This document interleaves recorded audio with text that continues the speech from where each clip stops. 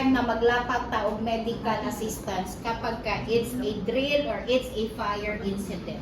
Mabilisan at wala po tayong mga gamit na mga pogo.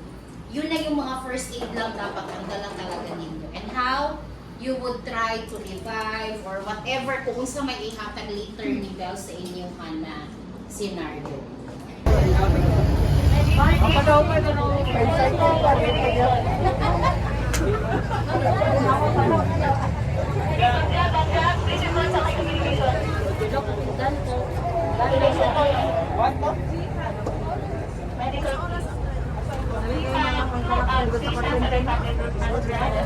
Problema kaya na pasyente galing mo po.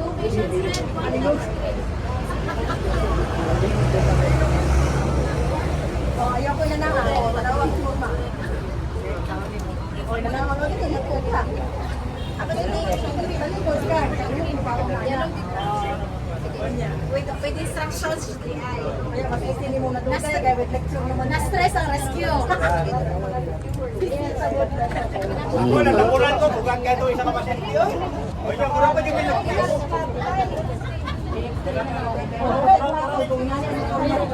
Marami na rin tayo mo kay Pakador.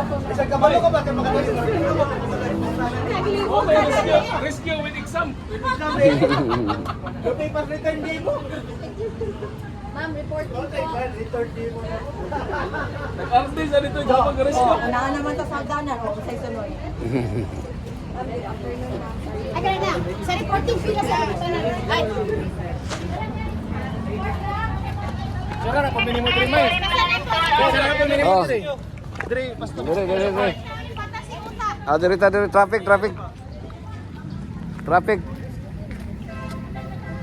Ay ko, biyahe kaya ito dyan, mas kinaysa. Traffic. Oh, butang eh. Triage. May prepared lang kayo para kukusa ang inyong assessment nato. That's the time na idikit nato. The tendency kasi kahit na green siya, tungkol kay yellow ang available, ay yellow na lamang dun siya. Anak. So, ayaw siya ninyo i-preempt daan. May prepared na kayo na katong inyong mga cartolina, that's good. Tapos, lagyan nyo na lang yun siya ng double-sided ba or whatever na tape na pwede ninyo itigit pag nansaan na talaga ang victim. Ha? Rescue! Ada siya ang rescue. Ay, sumibag sa karon ng mags. Kaya di naman dyan maayo ang among ibati. Pero sa katlapoy. Salamat kay sa inyong effort. Sama sa kong iingot. Kamu man dyan karon ang bida sa ato ang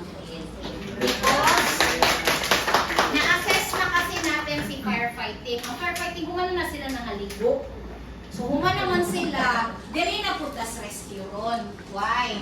Ito na yung sabi ko kay Sir Bernard, nag-i-introduce ko siya actually, ma'am. Sabi ko na, hopefully, by June, makapag-conduct tayo ng training.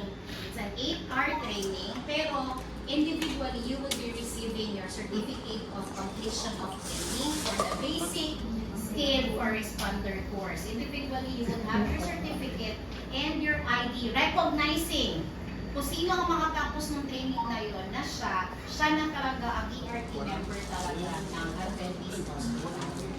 Why? Kaya sa training, wala ba yung kapasabot na si ma'am, communication, forever ka communication. Ang medical natin, forever sila medical. Why? Pag nangailangan ng tulong ang rescue, wala kang rason na hindi ka tumulong. Di ka pwede mo yun, ay, di mo ko kabaluan na. Why? Kung ano ang na-receive ng isang na training, i-receive din yun ang lahat. Para kung isang team ang kulang, may mag-step up, ma-fill in na to direction.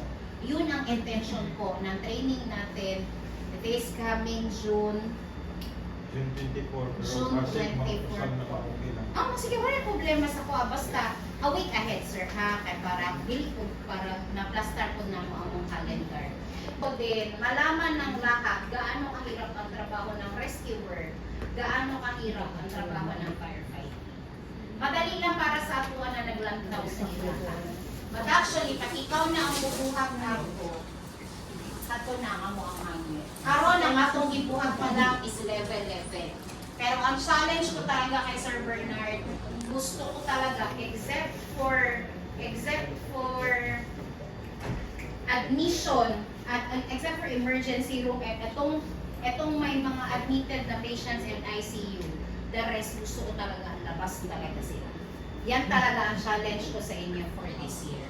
Nagawa naman na natin, na ilan naman ang wings na nagamit na natin. For this coming June, ang baba na. So please, ERT, gusto ko talaga i-ready mo na naanatay victim. Why?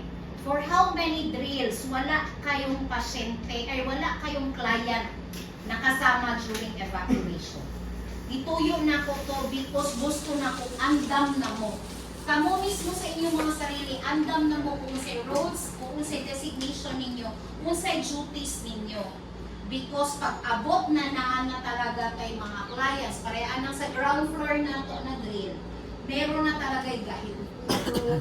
Hindi gusto mo agto, ang pag-ihap sa ilaha, yun na, nandun na ang start ng trabaho ng evacuation.